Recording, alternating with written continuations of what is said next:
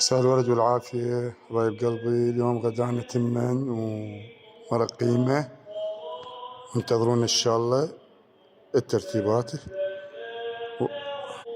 هسه بداية الترتيب.